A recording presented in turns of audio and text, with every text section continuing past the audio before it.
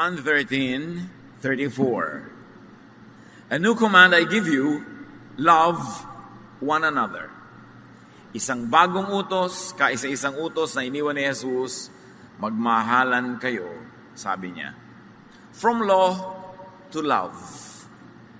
Paano ang paglalakbay ng espiritualidad mula sa matatandang kaugalian ng Israel tungo sa bagong utos at katuruan ni Jesus? Panginoon, salamat po dahil kayo ay Diyos na kumikilos araw-araw, bawat saglit. Salamat dahil kayo patuloy na nagpapahiram sa amin ng buhay, ng lakas, at ng lahat ng aming mga kailangan. Linisin niyo nga po kami, Panginoon, at ngayon ay bigyan ng isip na matalino, maliwanag, upang maunawa namin ang iyong mensahe at maipamuhay namin. Sa paulit-ulit na mga katuruan, Panginoon, bigyan mo kami ng mga bagong pananaw, bagong pangunawa, at bagong mga application. Lead us, teach us, be the preacher. Kayo po ang mangaral at kayo po ang mataas, Panginoon. Sa ngalan ng iyong anak na si Jesus, nagpapasalamat kami, dumadalangin at umaasa ng pagpapala. The law and Jesus. Ano nga ba ang relasyon ng matandang mga batas ng Israel at ng mga bagong kautusan ni Jesus? Bakit may tinatawag na lumang tipan at may bagong tipan? Bakit may Old Testament at may New Testament? Bakit may old commands at merong new commands? The law judges and condemns people. Isa yan sa mga napakalinaw mula cover to cover ng Biblia. Romans 3:20, no one will be declared righteous in God's sight by works of the law. Rather, through the law, we become conscious of sin.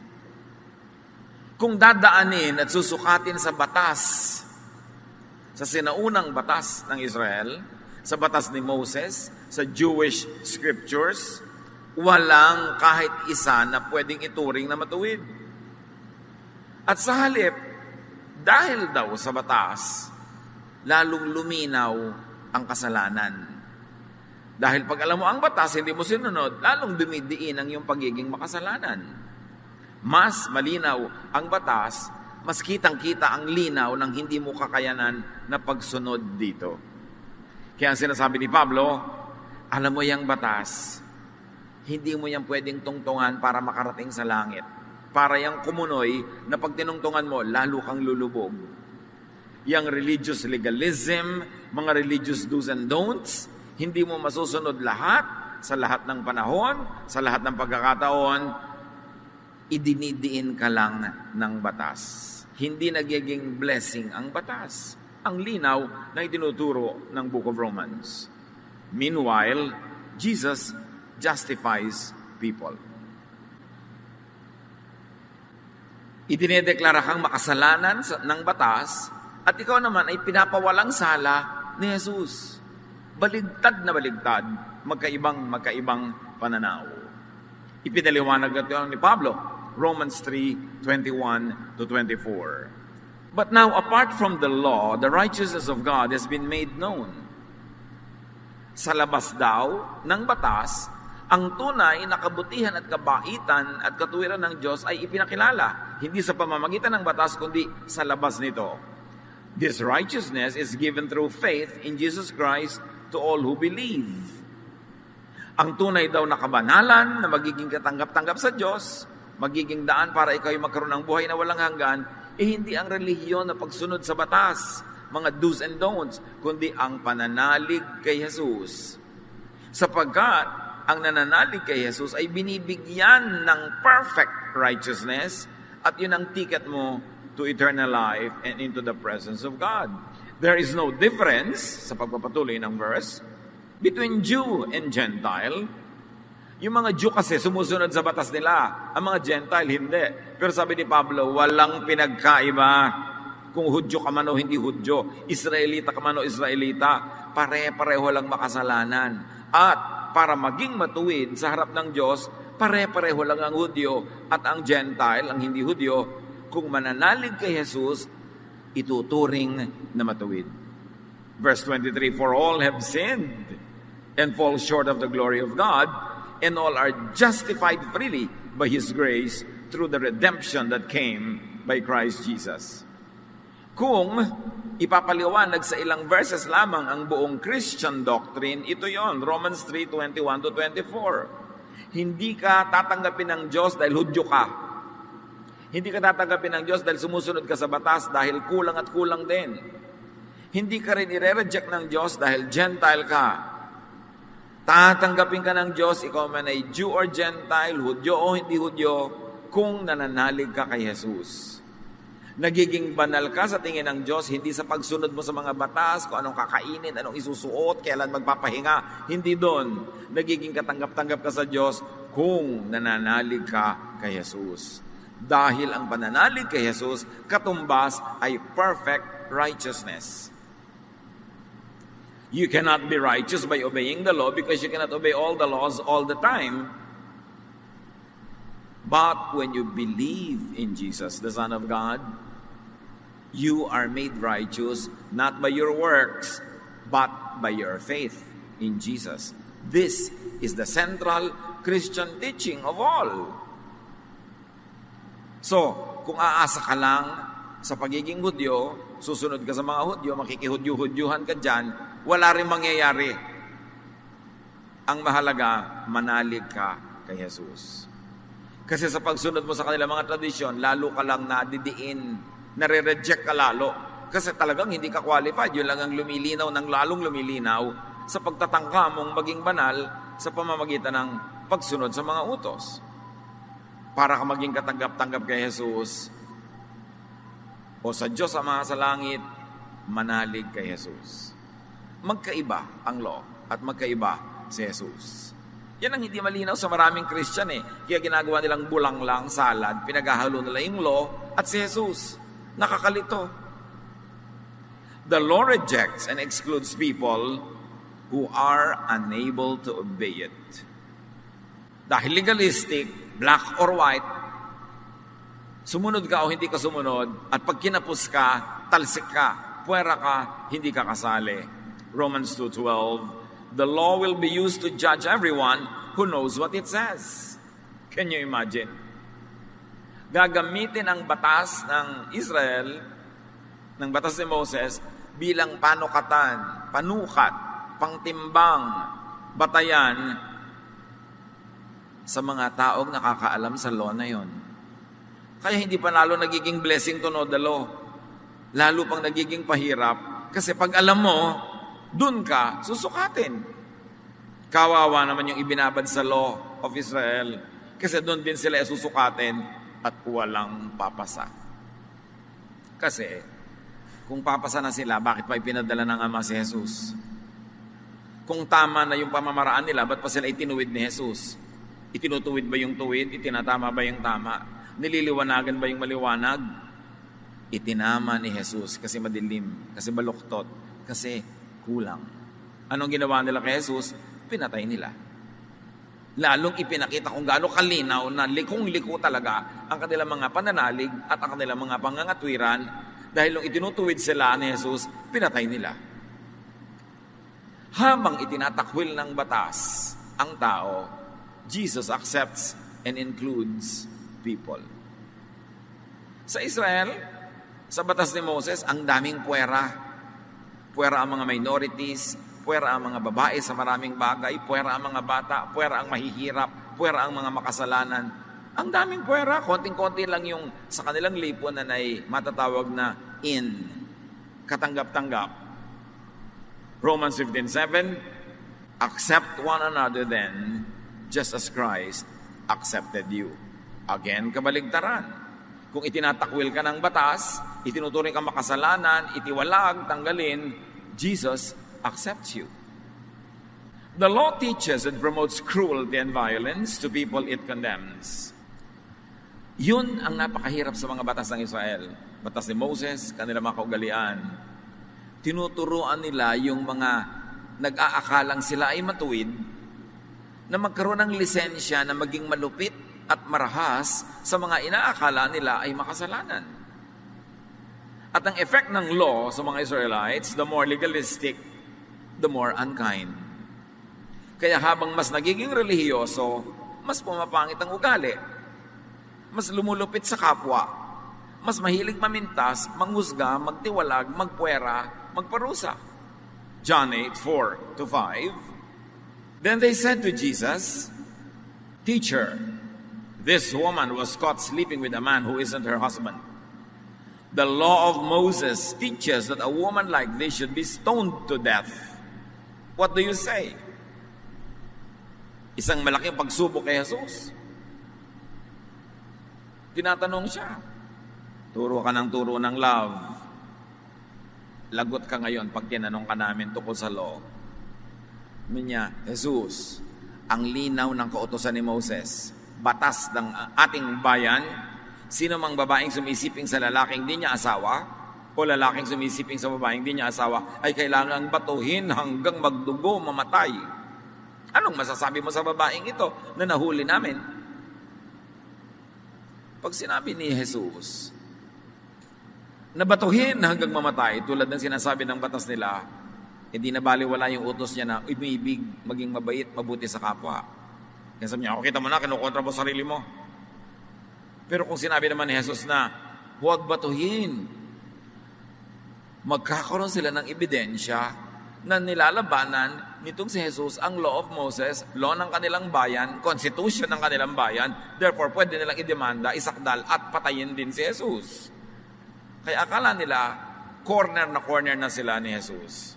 Kaya lang, alam naman natin sinagot ni Jesus. Sabi niya, okay, utos ni Moses, batuhin ang may kasalanan hanggang mamatay. O sige, kaya lang, ang dapat unang bumato, yung walang kasalanan. Stroke of genius. More than Solomonic is the Jesus style.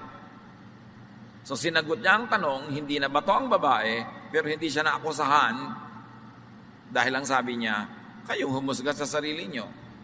Yung walang kasalanan, maunang bumato. Wala namang naglakas ng loob bumato.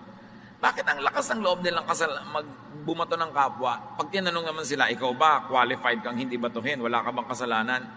Alam naman ng may kasalanan sila, bakit ang hilig nila mambato? Kasi ang armas nila, law of Moses. Nagpapasama ng ugali, yung sobrang pagiging relihiyoso na walang pag-ibig. Pag-ibig ni Jesus.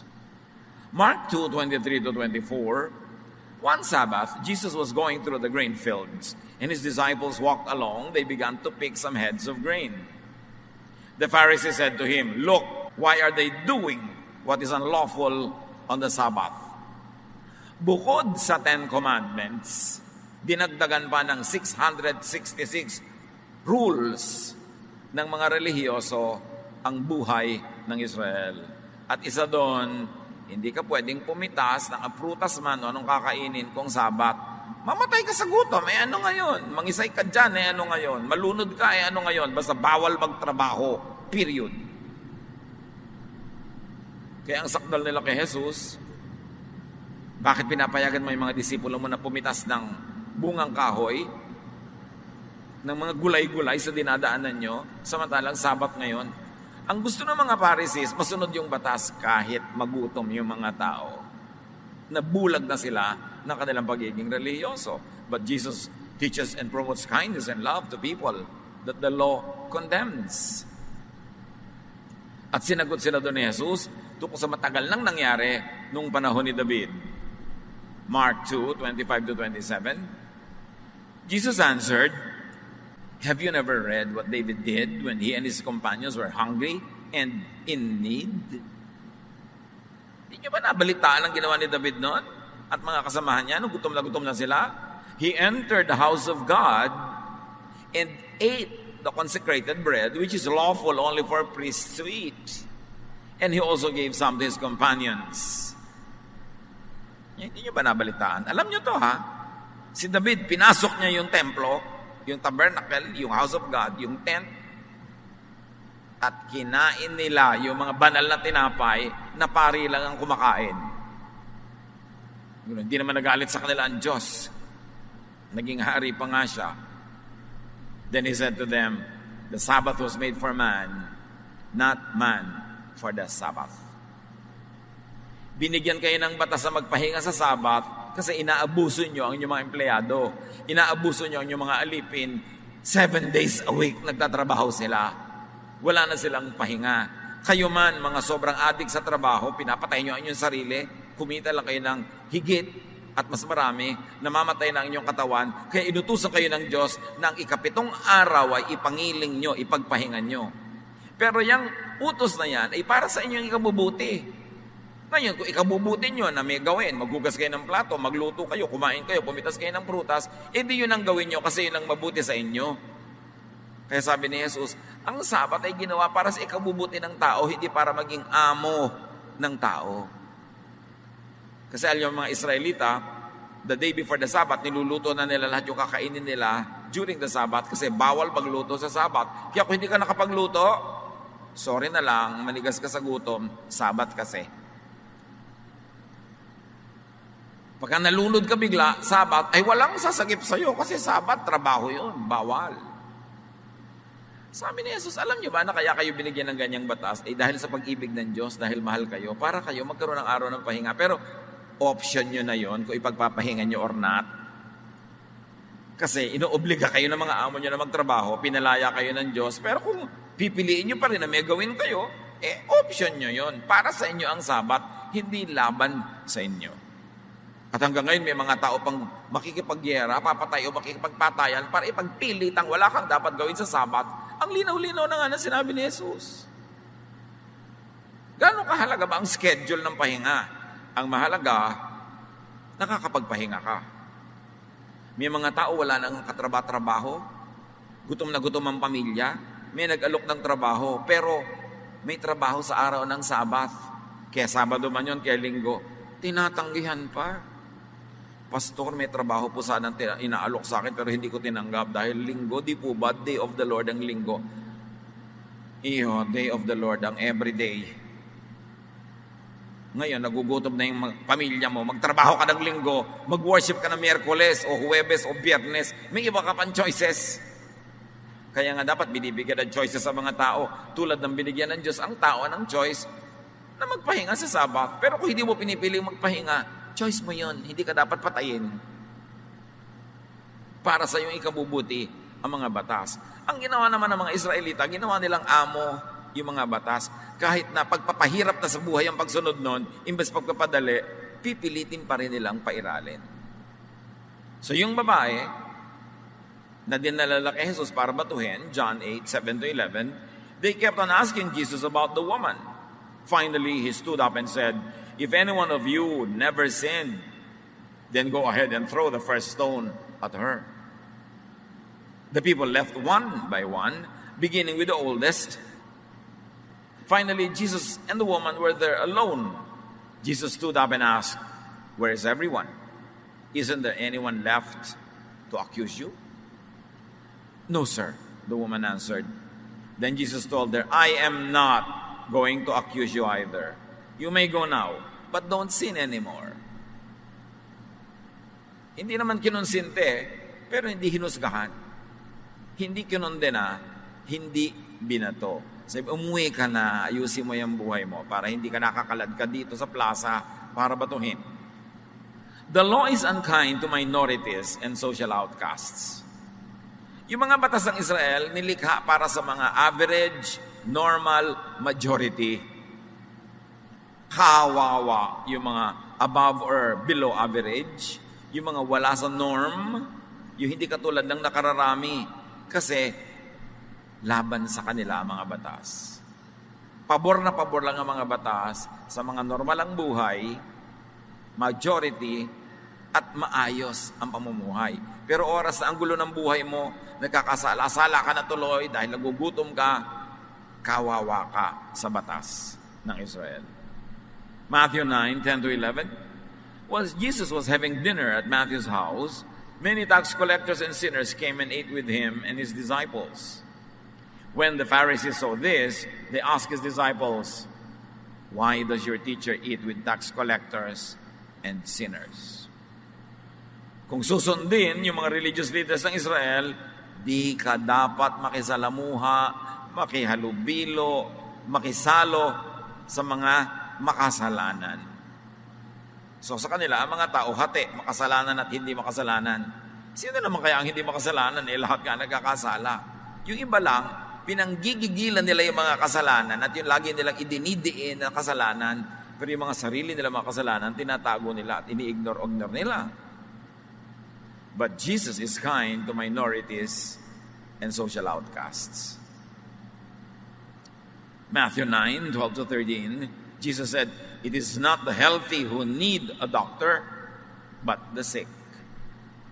But go and learn what this means. I desire mercy, not sacrifice.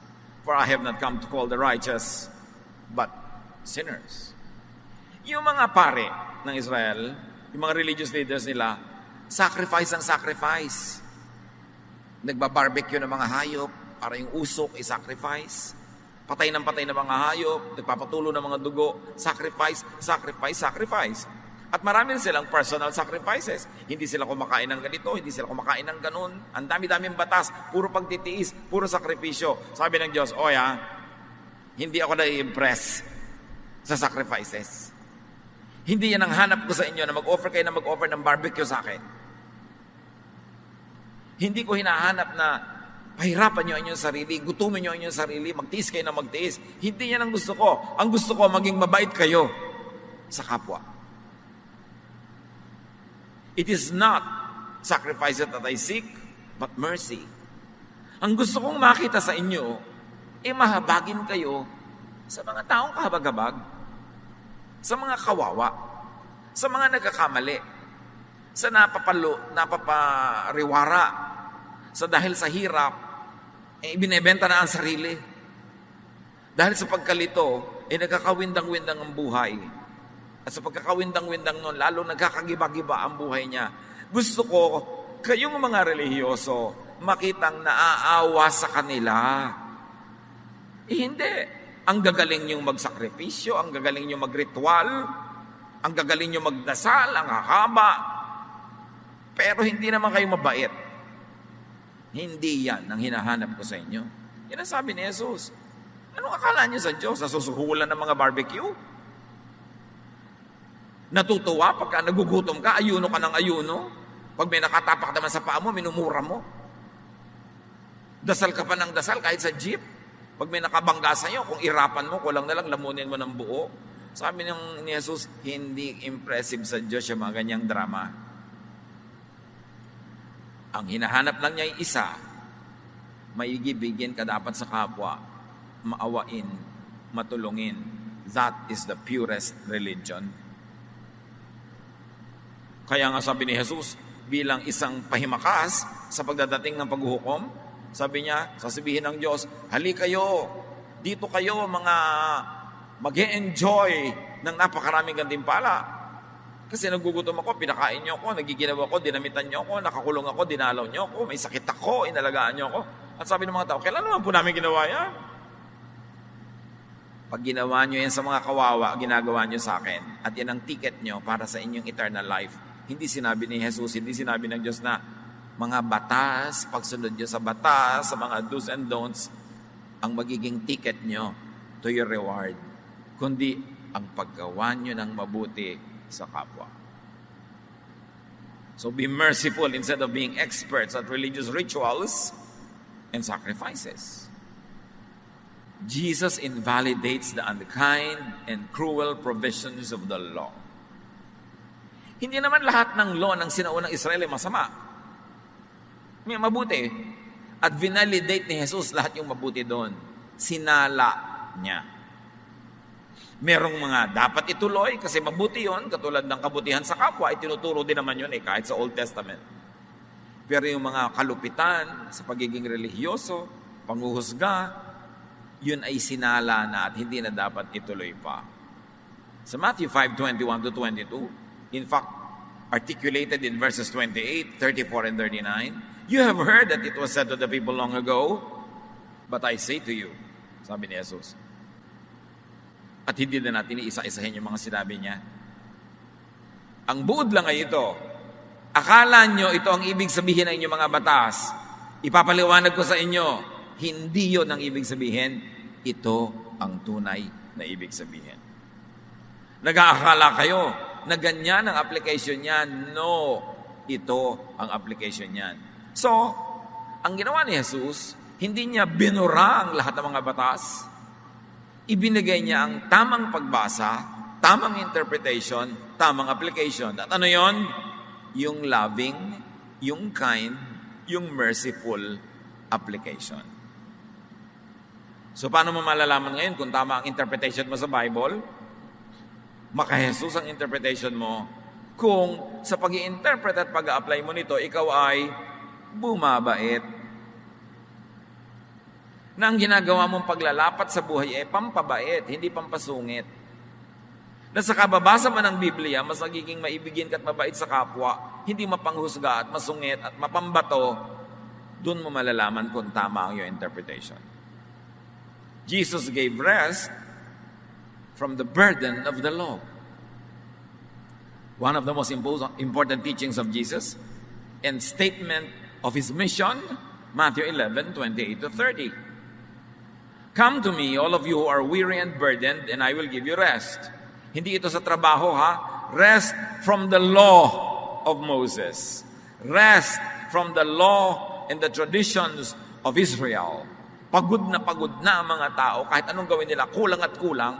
Kahit offer sila ng offer, kulang pa rin. Kahit anong pagsisikap nila, mali pa rin sila. Babatuhin pa rin sila. Sabi ni Jesus, kaya ako dumating para ipaliwanag sa inyo na hindi naman dapat ganyan na attitude yun sa law eh. Nakakapagod, nakakapagpasungit. Dumating ako para kayo bigyan ng pahinga. Tigilan ninyo ang kasusunod sa mga Pharisees na yan, nakakapagod. Verse 29, take my yoke upon you, not that of the Pharisees, and learn from me, not from them.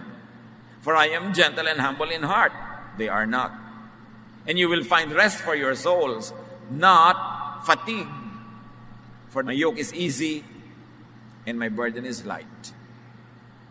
Again, paano mo malalaman kung tama ang interpretation mo sa Bible, sa turo ni Jesus? Kung ang epekto sa iyong buhay ay gumagaan ito, dumadali, lumuluwag, napapahinga ka at nagkakaroon ng kapayapaan, tama ang reading mo. Kasi sabi ni Jesus, my yoke is easy. Madali akong sundan. Pero Lord, hirap na po ako. Siguro kay Moses ka sumusunod. Magaan ang aking turo. Pero Lord, ang bigat-bigat ng mga dalahin kong religious teaching.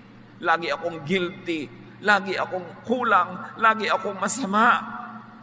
I hate myself. Gusto ko na magpakamatay kasi kahit anong pagpapakaban na lang gawin ko, hindi ko magawa. So, hirap na hirap ka sa iyong religion. Opo. Hindi ka sa akin sumusunod. Malalaman mo sa akin ka sumusunod pag nadadalihan ka. Kasi ako ang nagpasa ng krus, hindi ikaw. So, my yoke is easy, my burden is light. Pero pagod na po ako sa religion ko. Hindi ka sa akin sumusunod because I came to give you rest. Hindi para kapagurin. Ito pahinga ng espiritu, hindi pahinga ng katawan. Kasi kung minsan sa paglilingkod mo sa Diyos, talaga napapagod ang katawan mo. Pero ang espiritu mo dapat panatag. Nakapahinga ang loob mo. Payapa, tiwasay. Yun ang binibigay ni Jesus.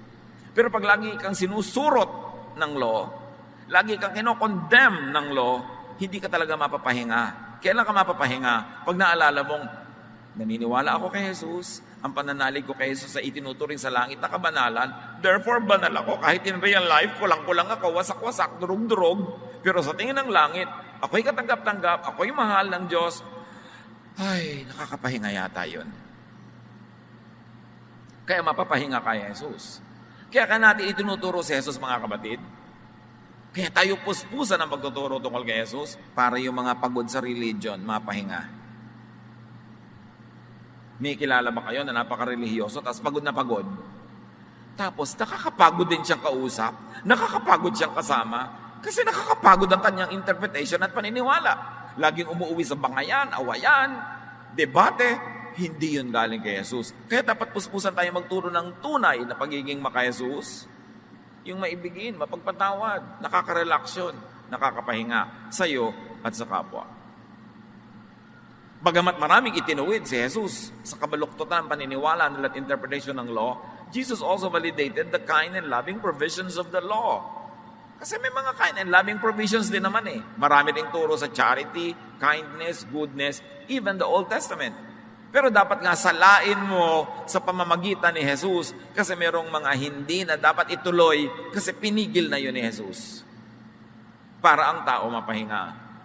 Kaya sabi niya sa Matthew 5:17, "Do not think that I have come to abolish the law or the prophets. I have not come to abolish them, but to fulfill them." Sasabihin na naman ng mga legalista, mga Pharisee, o kita nyo na, fulfill ni Jesus ang law. Hindi lahat. Sinala niya, merong itutuloy at merong hindi na. Jesus defines the essential application of the law, and that is love. That is the Jesus filter, love. Pag hindi loving ang application, wag nang i-apply. Pag hindi nakakapagpabait, wag nang sundin. Pagka nakakapagpabangis, nakakapagpalupit, wag nang pairalin. Kasi may filter nang inilagay si Jesus. Kasi kung lahat tuloy din naman as usual, ba't pa dumating si Jesus? Sayang naman ang pagod niya. May ginawa siya talaga. At yun ang dapat natin maunawaan. Sinala niya ang lahat ng kalupitan, nakapagpapahirap, nakapagpapapagod, nakakapagpapangit ng ugali ng mga kautosan. Matthew 22:35-40. An expert in the law tested him with this question. "Teacher, what is the greatest commandment in the law?" Magandang tanong. Sa dinami-rami-rami ng law, alin ba ang pinakadakila na dapat unahin? Jesus replied, "Love the Lord your God with all your heart and with all your soul and with all your mind. This is the first and the greatest commandment. And the second is like it. Love your neighbor as yourself.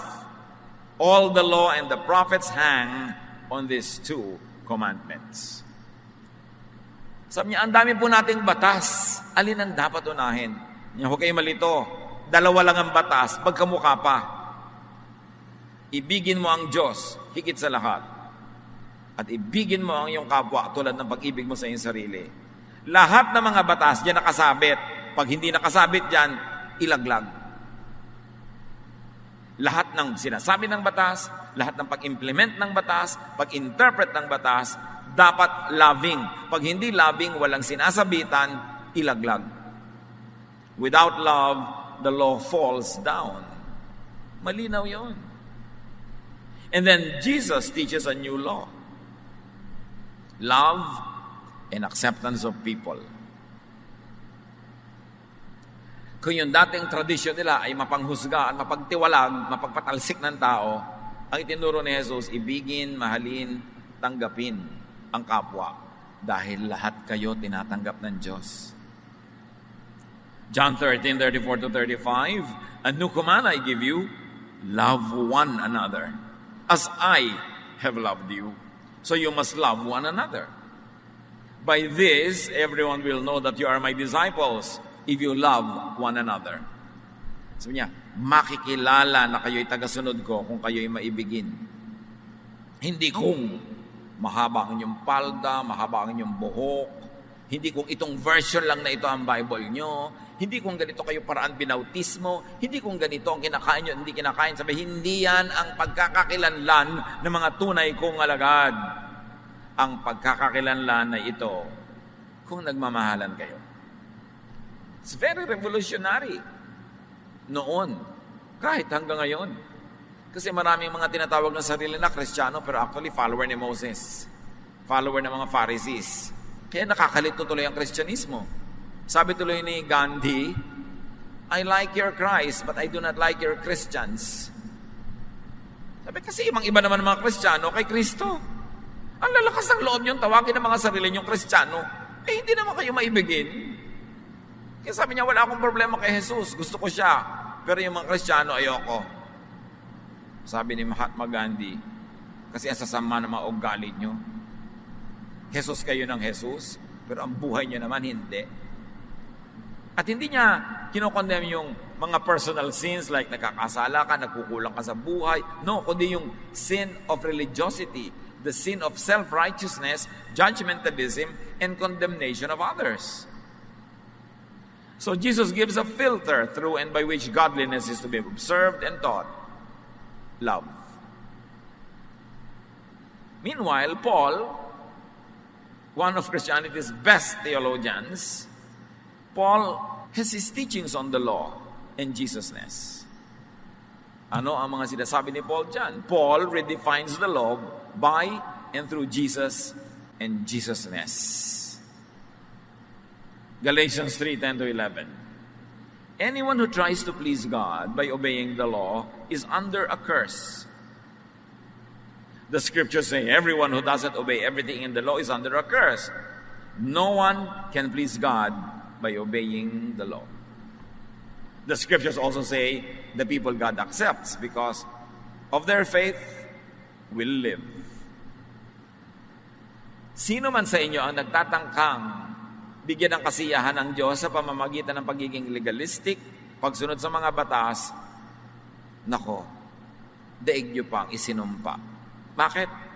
Kasi hindi nyo naman masusunod lahat yung batas na yan eh. Mabibigo kayo araw-araw, kawawa lang kayo. Dahil sabi sa kautusan, sino mang hindi sumusunod sa lahat ng batas, ay nasa sumpa, isinumpa. So pag sa batas kayo kakapit at susunod, isinumpa kayo. Walang makakapagbigay ng kasiyahan sa Diyos kung dadaanin sa pagsunod sa batas dahil wala namang nakakasunod ng lahat ng batas sa lahat ng oras. Ang mga taong tatanggapin ng Diyos ay tatanggapin niya dahil sa kanilang pananalig, hindi dahil sa kanilang performance. Galatians 3:13, but Christ rescued us from the law's curse when He became a curse in our place. Iniligtas tayo ni Jesus sa sumpa, nung tinanggap niya sa sarili ang sumpa, siya ang namatay, daig pa niya ang isinumpa, inako niya ang ating lugar na iligtas niya tayo. At paano ka ngayon maliligtas? Paano ka ngayon matatanggap ng Diyos? Paniwalaan mo si Jesus. At ang lahat ng ginawa niya, ikaw ang beneficiary. That's why the righteous will live by faith, not by works, not by obeying the law. Galatians 5:1, Christ has set us free. This means that we are really free. Now hold on to your freedom and don't ever become slaves of the law again. May mga kinakausap kasi dito, mga taga-Galatia. Tinuruan ni Pablo, kay Jesus, pag nanalig kayo, ligtas na kayo sa mga batas, daig nyo pa ang sumunod sa batas. Pagtalikod ni Pablo, may mga dumating na Hudyong naging Kristiyano at itinuturo sa mga taga-Galatia, nako, hindi kayo maliligtas kung hindi kayo magpapatuli. Kahit matatanda na kayo, dapat kayo magpatuli, maging Hudyo kayo. Kailangan ito, hindi nyo kainin. Kailangan kainin nyo ito. Kailangan sundin nyo ang mga batas ng mga Hudyo. Hindi kayo pwede maging Kristiyano na hindi kayo maging Hudyo muna. Kaya nung mabalitaan ito ni Pablo, siya galit na galit. Nanggagalaiti siya. Sabi niya, if anyone comes to you with the gospel, aside from the gospel we taught you, let that person be eternally condemned in hell.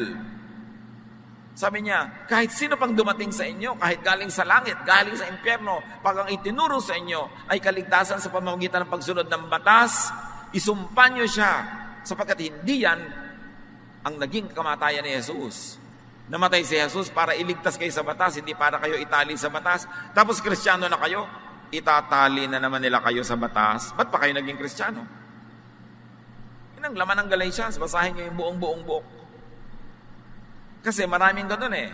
Sabihin, sister, brother, or friend, tanggapin mo si Jesus. You get saved by faith. Walang works. Pagkatanggap mo, sabi niya, huli ka.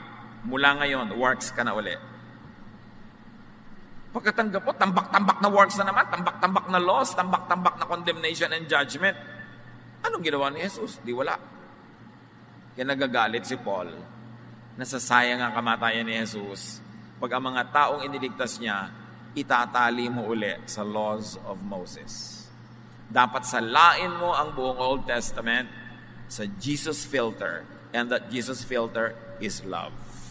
Salain mo pati New Testament for teachings that are not loving, at yung love din ni Jesus ang iyong pairalin. Salain mo ang lahat ng katuruan ng simbahan ng 2,000 years past. Lahat ng kaugalian ng protestante, katoliko, anumang sekta na tumatawag kay Kristo, salain mo pa rin sa love of Jesus. At pag hindi pumapasa, hindi loving, hindi nagpapabait, sa isang tabi mo na lang, dahil yun ay isang tabi ni Jesus, para tayo mapahinga, para tayo mailigtas, hindi lang sa impyerno, kundi sa hirap ng pagpapasa ng relihiyon na hindi mo namang kayang pasanin. Kaya siya ay tagapagligtas. Napakabait. Napakabuti ng Diyos Ama na ipinakilala ni Jesus. Ang ipinakilala ng mga pari sa Israel, ng mga Pharisees, nila Moses, Diyos na napakahigpit, napakasungit, laging nagagalit, lagi kang masama. Kaya itinuwid ni Jesus yon. Sabi niya, yes, nagagalit ang Diyos sa kasalanan, pero sa akin na nga ibinunto ng galit para huwag na kayo maparusahan. Mahal kayo ng Diyos, maliligtas kayo hindi sa pamamagitan ng pagsunod ng mga utos na ng mga pare. Sa pagtanggap kay Jesus, itinuturing kayo ng Ama sa langit na banal. Kaya mag-relax kayo, magpahinga kayo. Yan ang dala ko sa inyo. Peace. My peace I give to you. My peace I live with you. I give to you a peace that the world does not give. Because I give to you a peace that is free, libre. Salvation is free, but it is not cheap.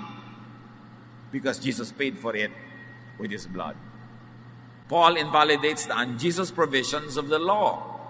Isa pa na nag-second demotion si Paul kay Jesus. Lahat ng hindi loving provisions of the law, isa-isang tabi na lang, huwag niyong pagpakamatay ang sundin o ipasunod sa iba. Galatians 5, 2-4, I, Paul, promise you that Christ won't do you any good if you get circumcised. If you do, you must obey the whole law. And if you try to please God by obeying the law, you have cut yourself off from Christ and His wonderful kindness. Ito yung binabanggit ko. May mga nag-preach ng gospel sa mga Gentile. Alam nyo, the Gentiles don't get circumcised. The Jews get circumcised. The people of the book, like the Muslims, they get circumcised because they share traditions, old traditions with Israel. But the Gentiles, no. So may mga Hudyo na naging Kristiyano na nag-preach sa mga Gentile, tinanggap si Jesus ng mga Gentile, pero sabi ng mga Hudyong Kristiyano, dapat di kayo magpatuli. Hindi kayo maliligtas pag hindi kayo nagpatuli. Kaya si Paul na naman ang gagalaitin na high blood. Ako, si Pablo, pinapangako ko sa inyo, isinusumpa ko. Pag nagpatuli kayo, kailangang sundin nyo, hindi lang yon. Lahat ng 10 Commandments and 610 misvots. At pag hindi nyo nasunod lahat yon, lagot kayo, condemn kayo. So ba't kayo magpapagod na sumunod sa isa, hindi nyo masusundan lahat. Sabi ganon, pag sinikap nyong lumapit sa Diyos, na ang tinutungtungan nyo ay yung law, yung tradisyon ng Israel, lalaglag kayo, walang mangyayari.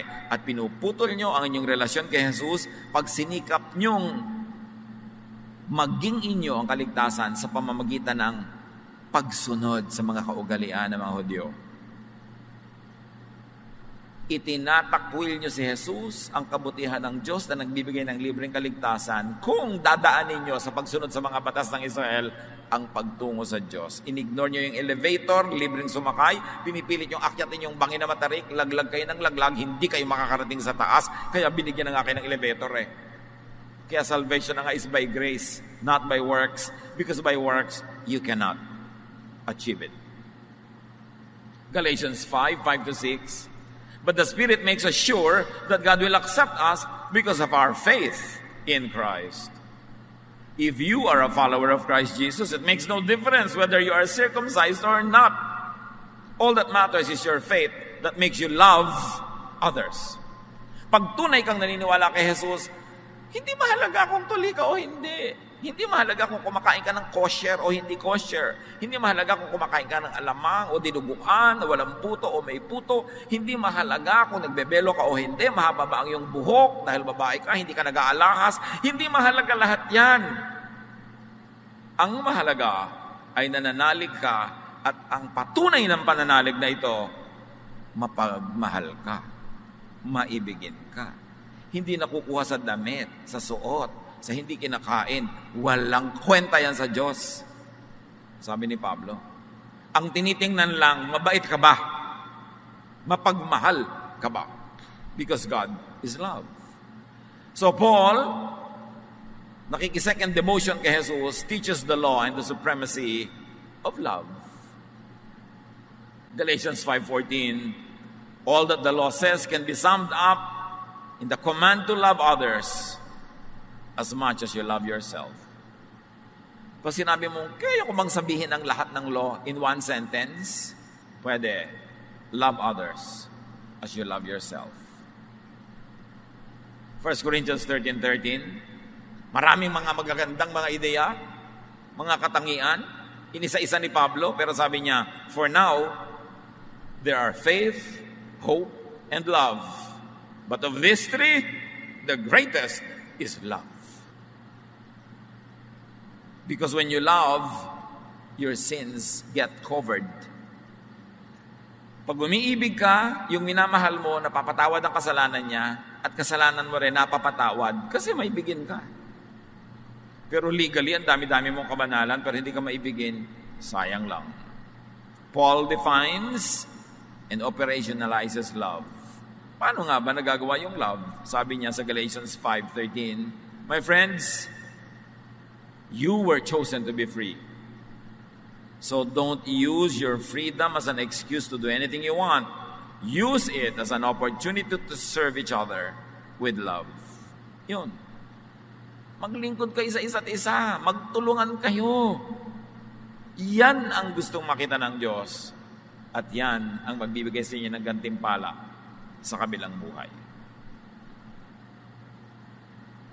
Kumisan, nagdudugo na siguro ang tenga nyo sa katiteach natin tungkol sa love Paulit-ulit. Pero tinatabla na kaya tayo sa kauulit. Nakakamalat na rin ulit-ulitin ito. Pero mahalaga kasi, hindi pwedeng ipagpasawalang bahala. Kailangan ulit-ulitin hanggang sumuot sa kabula-bulaluhan ng ating utak. Are you ruled by law or love? Pag may nakikita kayong kapwa nyo na sa tingin nyo, Kristiyano, nagkakasala, anong umiiral sa inyo? Pag-ibig, pagkaawa, pagkahabag, o law? Dapat itiwalag. Dapat disiplinahin. Dapat pagalitan. Dapat ipahiya. Dapat sitahin.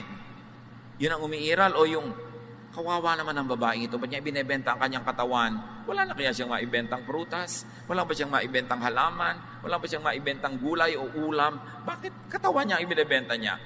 Masamang babae. Ganun ba? O ano kaya ang nangyari sa babaeng ito at nagkaganyan siya? Kawawa naman. Paano ka ba ito matutulungan? Paano talaga tayo mag-isip, mga kapatid, pag nakakakita tayo ng taong itinuturing natin makasalanan? Yung ang banal-banal mo, disenteng-disente ka, para kang si Queen Victoria. Tapos may dadaan sa iyo mga babaeng hitad na kulang-kulang na lang magpagulong-gulong sa kalsada katatawa. Eh, laki-laki ng Biblia mo, nakapusog ka, banal na banal. Anong lumasok sa isip mo? Masasagwang babae, malalaswa. O, kawawa naman sila, bakit kaya ganon? Ano talaga? Paano nga ba tayo mag-isip?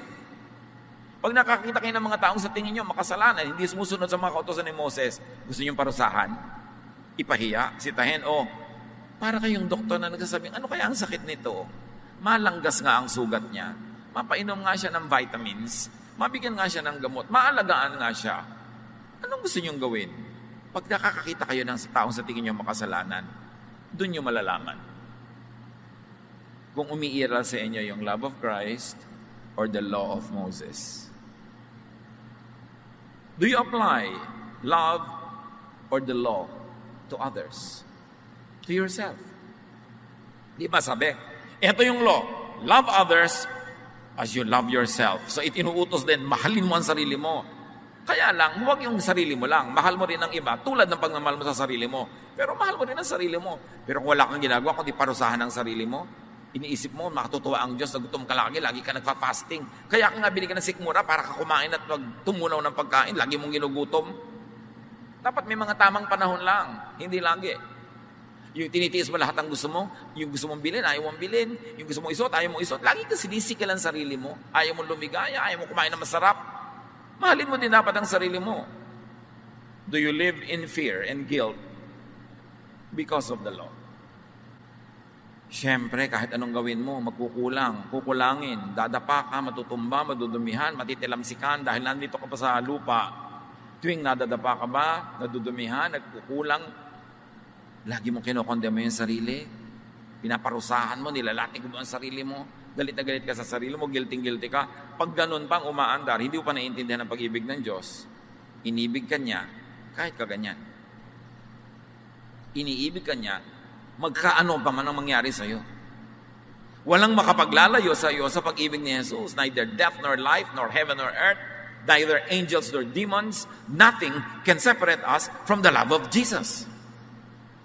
Tapos, sobra ka mang condemn sa sarili. Guilty ka lagi sa mga kulangan mo.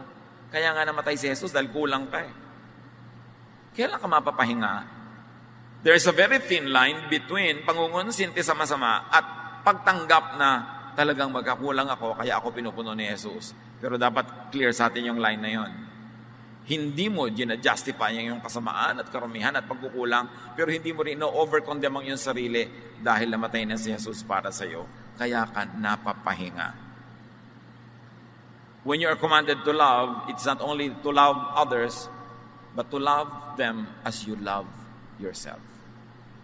Mahal ka ng Diyos, ayaw niyang mabuhay ka sa guilt, alam niyang kulang ka, hindi ka niya nahanapan ng perfection, kaya nga namatay si Jesus para sa iyo.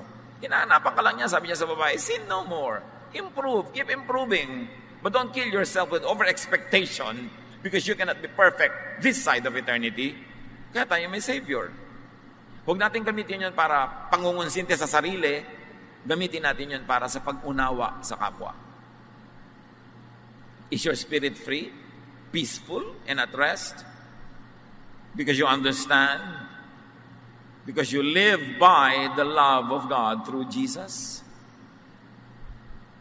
Malaya ba tayo na maging totoo sa sarili? Ay, nagkamali ako, Lord. Nagkamali ako. Sorry talaga. Pero you remember that I am dust. Hindi ko gagawing katwiran na I am dust para lalong magpakagulong-gulong sa dust. Pero tuwing hindi ko na kayang tumayo, natumba ako, aalalahanin ko, you remember that I am dust, and you love me nevertheless. And because of that, I will have peace. Not because I deserve it, but because you are giving it to me for free. All the more that I'm indebted to you, and that indebtedness I will express by loving others. The forgiveness I receive from you, I will give to others. Kung paano ko na-enjoy ang kabaitan mo sa akin, pag-e-enjoy ko rin ang kapwa sa kabaitan ko sa kanila. Yun lang ang tanging paraan para suklihan ko inyong kabutihan sa akin na maging mabuti rin ako sa kanila. Kasi pare-pareho lang naman kaming kulang. Pare-pareho lang kaming nakakatayo dahil sa inyo. So sino ako para manghusga sa mga nakatumba at gumugulong? Panapanahon lang naman yan. Baka nakatayo ako ngayon, bukas ako naman yung gumugulong. So bakit ko sila susukatin sa pamantayang kung ako sukatin, babagsak din ako? Do to others what you want others to do unto you. Do unto others what you want God to do unto you. 1 Peter 4:8, above all higit sa lahat, love each other deeply, because love covers over a multitude of sins. The original rendition in Greek can be read two ways. Pag maibigin ka, nabubura ang kasalanan ng iniibig mo. At pag maibigin ka, nabubura ang kasalanan mo. Pwedeng basahin both ways in Greek. Yung because love covers a multitude of sins. Rest in God's love through Jesus. Sabi ni Jesus sa Matthew 11:28-30, magandang ulitin at memoryahin. Come to me all of you who are weary and burdened, and I will give you rest. Take my yoke upon you and learn from me, for I am gentle and humble in heart, and you will find rest for your souls. For my yoke is easy, and my burden is light.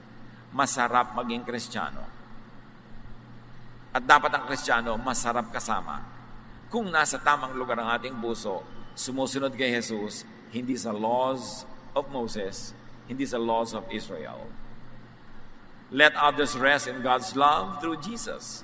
Hindi lang naman ikaw ang dapat mapahinga. Payagan mo rin yung kapwa mo magpahinga. And enjoy a peaceful and restful brand of religiosity.